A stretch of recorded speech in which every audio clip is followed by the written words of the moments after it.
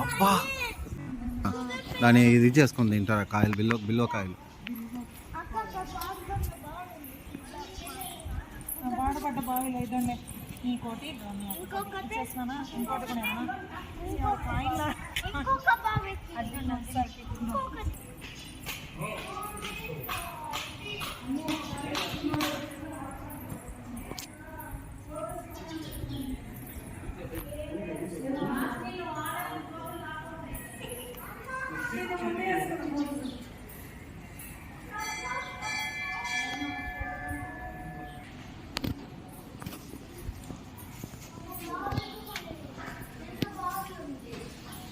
ఓం నమః శివాయ.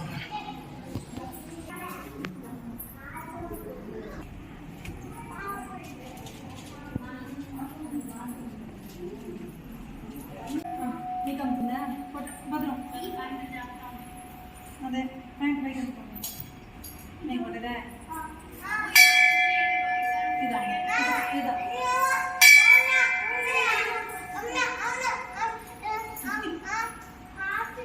ఒకసారి ఒకసారి కొట్టండి.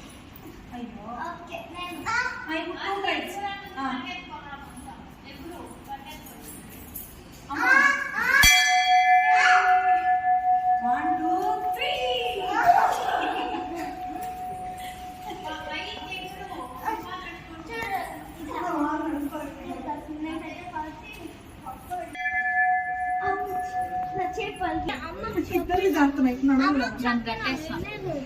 హాయ్ చెప్పండి.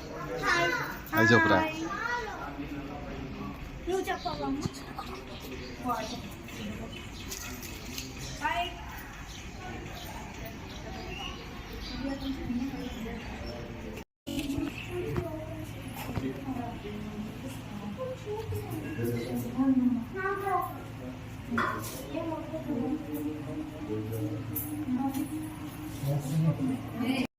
మొగలీశ్వర స్వామి అని పేరు.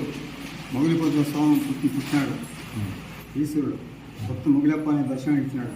మొగలప్ప అనేవాడు అడవులు పశువుల కాపరి. ఆయన పశువుల కాపరి ఉండేటప్పుడు ఆ కుంటకాడు నీళ్ళు తాపుకునేది పశువులకి గ్రామానికి వెళ్ళిపోతున్నాడు. ఒకనాడు వాడికి ఎందుకో యోచన చేసింది. గడ్డిపైన పుష్పాలు కింద నీళ్ళు చూస్తామంటే నీళ్ళు ఆకంతా పడిపోయి ఊరిపోయి ఆకులు పురుగులు పడతాయి పేరున్నాయి. ఆ పురుగు చేసేవాడు ఈ పురుగు నీళ్ళు గోవులు తాతాయి, జంతువులు తాతాయి, నేను తాతాడని నాకు చూసా అనేసి మర్చినాడు. గొడ్డలు తెచ్చి గట్టిపైన చుట్టూ చెట్లు ఉన్నాయి అంతా నరికేసి ముగిలిపొడి కాడికి వస్తే ముగిలిపొడి కాడ నెక్కేటప్పుడు లోపల రక్తం వచ్చిందంట. అప్పుడు భయపడి కూర్చుంటాడు. ముగాలు వస్తున్నాయేమో. అప్పుడు అకాల ముగాలు వస్తాయి, ముందు రకాలతో వస్తాడు. ముగాలు చంపేసి నేను పాపం కట్టుకుంటే ఇచ్చేసింది. అప్పుడు గొడ్డలు పారేసింది. ఆ యాకలంతా చేత పక్కకు చూస్తే లోపల శివలింగం ఉన్నది. స్వామి తప్పు చేసి కాపాడనని ఒక గ్రామంలో చెప్పి నీకు ఒక తాము పెట్టి పూజ చేసి ఏర్పాటు చేస్తాను అనేసి ప్రార్థన చేసుకొచ్చింది. ఎస్టేట్ పరిపాలనప్పుడు సోల్దారు పెడతాను, రాజులు పెడతాను. బంగారుపాలెం జమీందారు అప్పుడు ఉన్నాడు. ఈ పక్క వస్తూ ఉన్నాడు. భూములు ఉన్నాయి, వస్తూ ఉన్నాడు. ఆయనకి చెప్తే బంగారుపాలెం చెప్తే ఆయన ఒప్పుకోలేదంట. పోరా అని చెప్పేసినాడు. ఈ తెల్లారితో పోయినా నగిరికాడి సాయంత్రం వరకు ఆన్యం అనిపోయిన నగిరికాడి ఉంటే మళ్ళీ లోపల చేస్తాను. ఆయన జమీందారు వచ్చి తెల్లారి నౌకలు పంపిస్తాను, చూస్తాను, పంపిస్తాను పోరా అని చెప్తే వాడు రావడము, మళ్ళీ నౌకలు రావడము, చూడడము, నిజమే అని చెప్పడము. అందుకని తీసుకొచ్చి స్వామికి ప్రతిష్ఠ చేయడము. మూలి పొందులు పుట్టినానికి మూలీశ్వర స్వామి అని పేరు పెట్టినారు.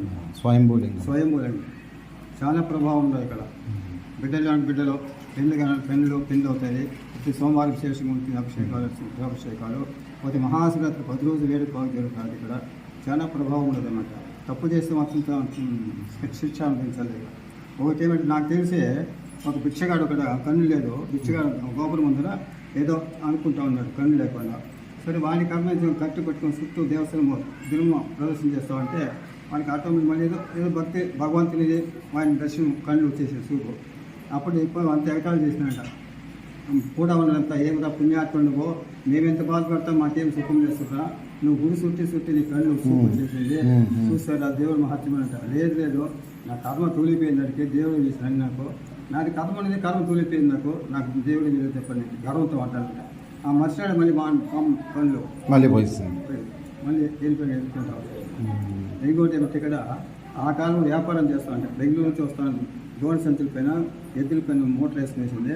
వ్యాపారం చేసుకుని చెన్నై అంటే మెడ్రాస్ వస్తామంటే మనం ఇక్కడ వచ్చి నైట్ ఆల్ చేసి రేపు నిద్రేసేది వేసేసి ఉన్నాడు కూడా ప్రార్థన చేసుకున్నాడు. స్వామి మంచి లాభం వచ్చింది నాకు, నేను ఏదో పని చేస్తాను అని ముక్కోని పోయి అంటాడు.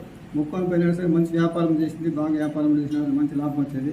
వాడు ఈ పక్క రాకుండా అడవి మార్గం అయిపోయాడు తప్పుదోవలో. తప్పులేకపోతే ఆవులు పోయి ఇంకోట్లు ఎత్తులో భూములు చెట్టు కింద పుణ్యం వేస్తాం పైకి లేదంటారు ఎంత కొట్టినా తిట్టినా.